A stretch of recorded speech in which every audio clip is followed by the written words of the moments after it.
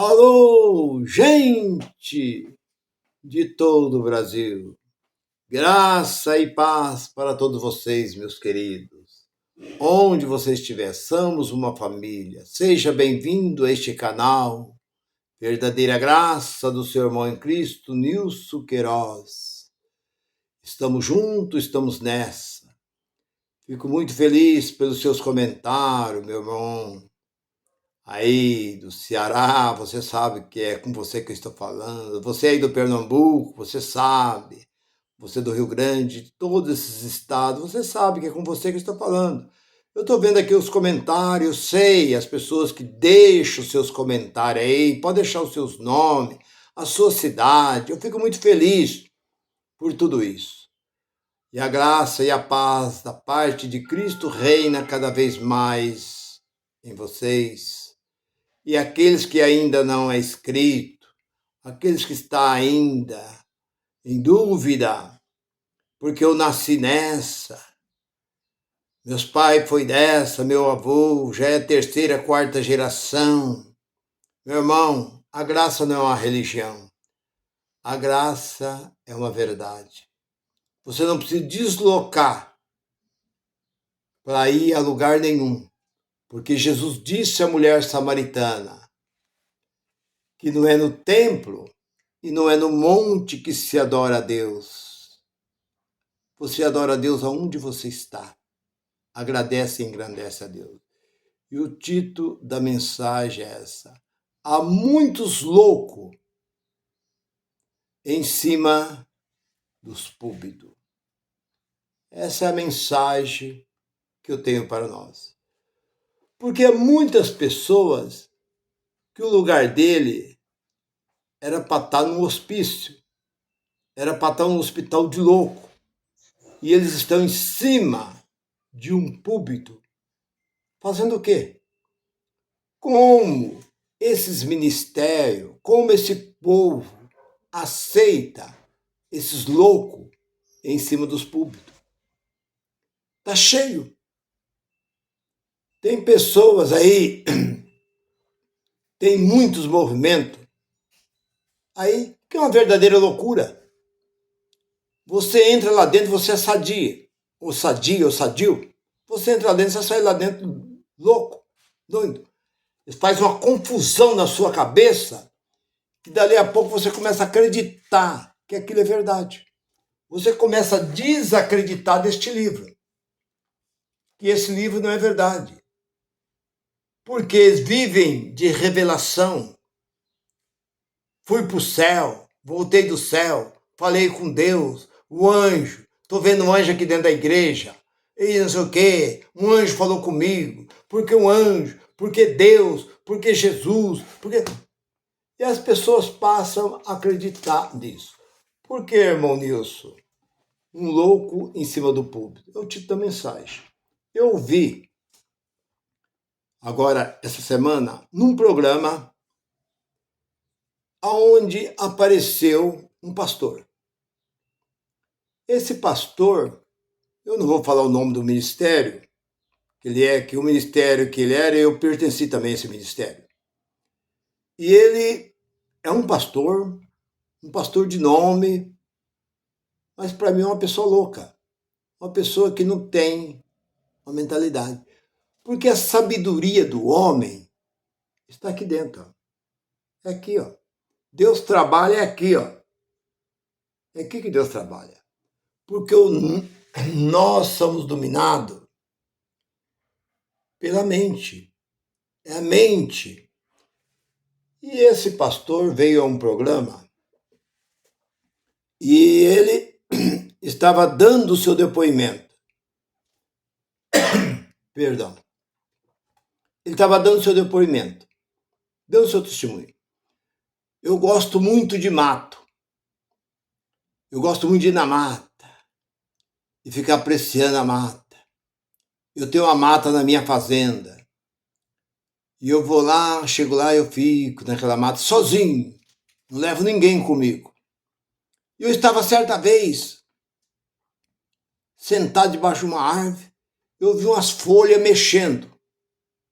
Começou a mexer uns 30 metros assim longe de mim. Eu vi aquelas folhas mexendo, balangando, aquele cipó, aquelas coisas, eu fui lá. Chegou lá, não vi nada. Eu voltei. No outro dia, eu voltei no mesmo lugar. Chegou lá, eu tô lá, dali a pouco começou a mexer de novo, eu fui lá. Chegou lá, eu vi um buraco. A ver as folhas e tinha um buraco. Aí eu olhei aquele buraco. Deve ser algum bicho que mora aí e tal, mais ou menos assim. Aí ele disse que, passado parece que 2, 3 dias, ele voltou lá, chegou lá, ele ficou olhando assim, daí a pouco ele disse que viu uma cabecinha. Viu aquele movimento assim, daí a pouco surgiu uma cabecinha branca. E aquela cabecinha foi levantando, daí a pouco era uma caveira. A caveira ficou olhando para ele. Para começar, você vê o que está na cabeça desse sujeito. Eu não sei como as pessoas podem suportar uma coisa dessa. Se eu estou num lugar desse, é perigoso eu levantar do meu lugar e tomar o microfone de um camarada desse, porque eu, como eu era pastor, eu sou uma autoridade, eu era uma autoridade. Você sabe que dentro de uma instituição, principalmente, Assembleia de Deus e outros ministérios mais, você é uma autoridade. E aquele povo começaram a dar risada. E ele estava falando com um grupo de pessoas que eram tudo pessoas também quase do mesmo nível dele. Parece que era uma reunião de pastor. E ele disse que aquela caveira levantou e falou para ele: você não está com medo de mim? Ele falou: não. Ah, faz 630 anos que eu moro aqui. E você não tem medo de mim? Ele falou: não. Ele falou: você é a primeira pessoa. Porque todos, quando me veem que eu tento aproximar, sair daqui, eles correm. Mas você me esperou. Oh, estou muito feliz, contente com você. Agora, para começar, uma caveira não vê. Caveira não tem olho. Caveira não fala. Caveira não tem garganta, não tem língua, não tem pulmão. Como é que uma caveira vai? E diz que essa caveira falou para ele assim: olha, eu quero postar uma corrida com você. Aí ele falou: eu estou disposto. Aí disse que foi postar uma coisa. E o povo ouvindo aquela tolice daquele pastor. E eu corri junto com essa caveira. Daí a pouco a caveira cansou. Cansou como? Como uma caveira que não tem nervo, não tem. Gente, mas como pode aquele povo ouvir uma tolice, uma besteira dessa? E ficou ali ouvindo. E essa caveira cansou, deixa eu descansar. Depois nós vamos correr mais um pouco. Eu posso filmar? Posso trazer? Não, não traga ninguém aqui. Mas filmar, só se for de longe. Aí disse que levou a esposa dele lá, a esposa dele filmou e gravou tudo aquilo ali. E ele pegou no dia, ele mandou fazer bastante caveirinha e deu de presente para os pastores. Aí eu falei assim, eu pisava em cima de uma caveirinha. Se me desse, eu jogava no chão e pisava em cima. Vai pegar de um doido desse daí? Mesmo uma pessoa dessa é uma pessoa que está completamente com o seu juízo completamente descontrolado. Aí eu fico olhando o púlpito, que eles dizem que é um lugar sagrado. O púlpito, aquela plataforma onde aqui não pode subir qualquer um. Aqui é um lugar santo. Aqui é um lugar que você tem que... Não, irmão. Eu conheci lá nos Estados Unidos uma certa igreja, Avivamento da Fé, parece que era o nome. E lá existia uma cadeira que ninguém podia sentar naquela cadeira. A igreja era tão santa. A mulher sentava de um lado e o homem sentava do outro lado. E a igreja tinha uma santidade. Se você sentar naquela cadeira, imediatamente você era repreendido. Que aquela cadeira era a cadeira do Espírito Santo. Que o Espírito Santo estava presente, aquela cadeira tinha que ficar para ele. E o pastor daquela igreja chegava perto de mim. Eu não era dessa, eu andei lá umas 2, 3 vezes. Ele encontrava comigo em algum estabelecimento, me dava a mão, pai, irmão, sério, sim, tal. E a igreja existia, acho que mais de 20 profetas existiam dentro daquela igreja. mas nenhuma profecia se levantava contra ele. Todos os profetas se levantavam contra os membros da igreja, mas não contra ele. Enquanto ele estava tendo um caso muito sério com a mulher de um presbítero. Ele estava tendo um caso muito sério com a mulher de um presbítero. E o marido do presbítero, era um puxa-saco dele. E ele não saía da casa do presbítero. O presbítero não estava, ele ia lá, tomava café com a mulher do presbítero, comia bolinho, almoçava com ela, ficava ali direto, tal. E nenhuma profecia apontava para ele. E aquele símbolo de santidade. Eu ia lá, aquela reverência, aquela tudo. Aí alguém me diz, pastor Nilson, você sabe da última ou não? Pastor fulano, não vou falar o nome dele, pastor fulano fugiu com a mulher de ciclano. Foram embora. Fugiram. Abandonou a igreja, ele abandonou a família dele, filho, mulher, tudo. Eu conhecia a mulher dele. Abandonou e foi embora para um estado bem longe. Tá? Nem veio embora para o Brasil. Fugiu para lá mesmo. Eu falei assim, tá aí.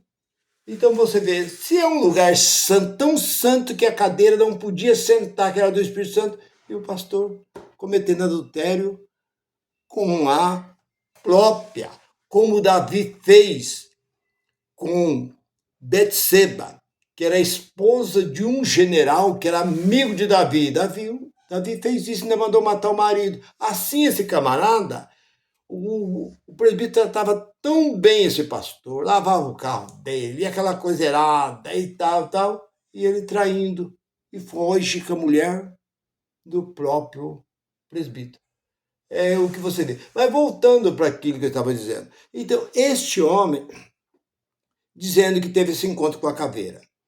Mas não vai longe, não.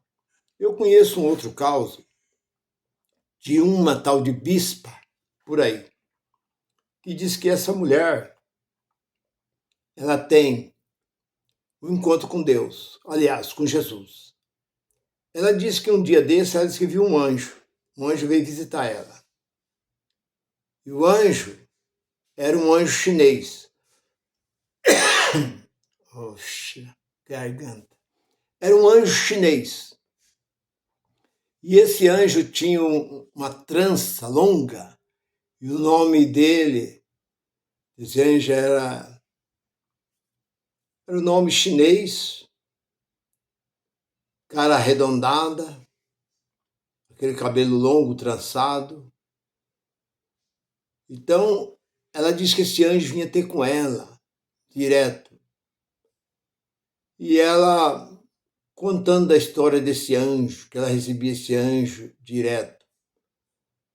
E, no mesmo tempo, ela contando que Jesus vinha todo dia tomar café com ela. Jesus sentava na mesa, comia, bebia com ela, depois subia em cima da casa dela e ensinava ela a voar. Você vê, essa mulher tem 5 igrejas.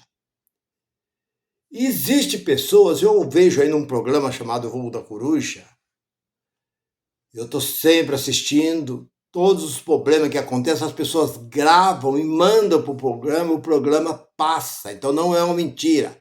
Passa a pessoa mostrando o que a pessoa está fazendo. E ela diz que ela vai para o céu direto. E ela conversa com Deus direto. E ela diz que Jesus vem com ela, vai com ela no hospital, e Jesus traz uma maleta cheia de ferramenta para operar as pessoas dentro do hospital. E existem pessoas que defendem uma mulher dessa de um acidente. De vez em quando ataca o apresentador do programa para defender a mulher. Então você vê a que ponto que está chegando esse movimento evangélico. Onde seria o lugar dessas pessoas? No hospital de louco. Os ministérios deviam pegar uma pessoa dessa, internar uma pessoa dessa e deixar lá para sempre.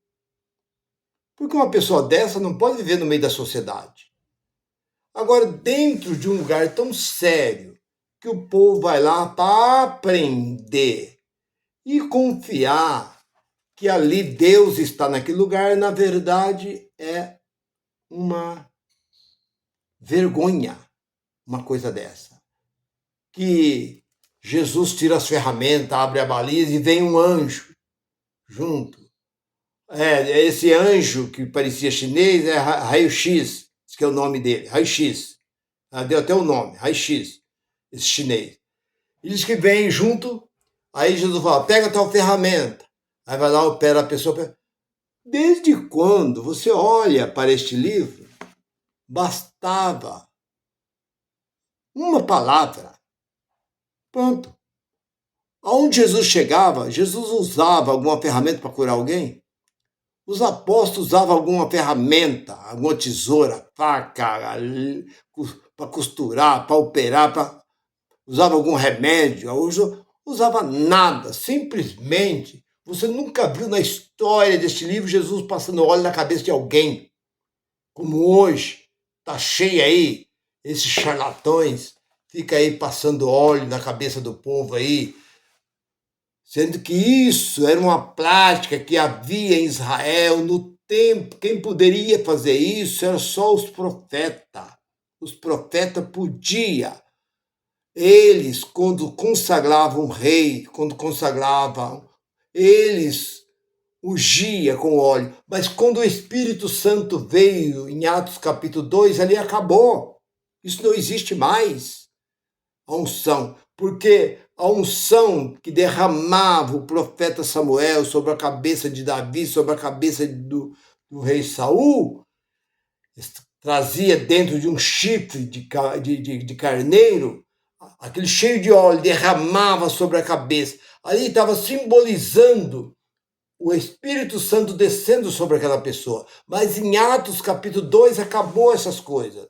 Então, meu irmão, voltando para aquilo que eu estava dizendo, eu vejo aí um programa, Daniel Contígio, que ele é um psicólogo, e ele tem no programa dele filosofia cristã. Então os pastores da Universal, da Mundial, os pastores aí de vários lugares, da Congregação Cristã do Brasil, da Deus é Amor, da Mundial, de toda a denominação, Testemunho de Jeová, dos Mormons, vem e declara, eu fui de lá, nasci lá dentro, eu saí lá de dentro, por isso conta toda a podridão que existe dentro desses movimentos. Está no programa Daniel Contígio, no programa Voo da Coruja, eu estou sempre assistindo, e estou colhendo, e estou vendo como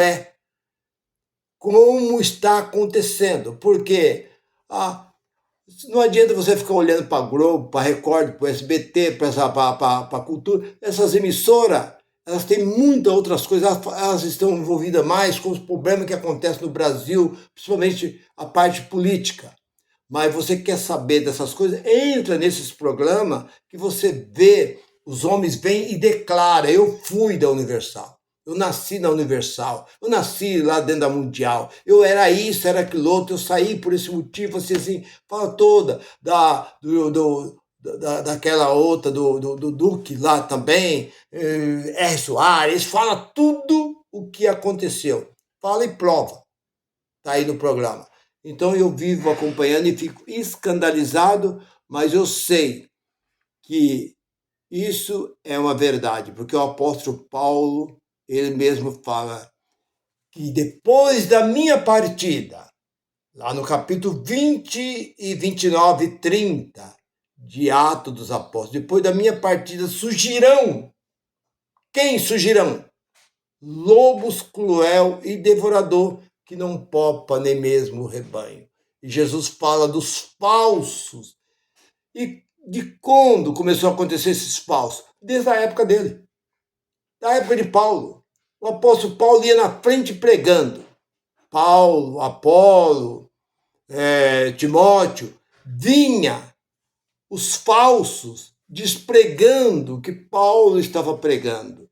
Então isso já acontece. E ele fala no capítulo 3 de 2ª carta de Timóteo, tempos trabalhosos, que viria homens amantes de si mesmos, mais amante dos prazeres, do dinheiro do que amante de Deus. É o que nós estamos vendo. Eles estão preocupados com Deus. Eles sabem que dinheiro, Jesus disse, 6 e 19 e 20 de Mateus. Não ajuntei tesouro na terra, onde ladrão, ferrugem e a traça destrói. Eles não estão preocupados com Deus. Eles não têm temor. Parece que o Salmo 111, versículo 10, diz que o temor de Deus é o princípio da sabedoria. Mas eles não têm sabedoria nenhuma. O que eles querem é o dinheiro. O dinheiro fala mais alto. Então, nós vemos aí, essa loucura aí, caroço de feijão sendo vendido por já passou isso, vendido por R$ 1.000. E tinha muita gente que comprava. O seu tijolo para construir sua casa lá no céu.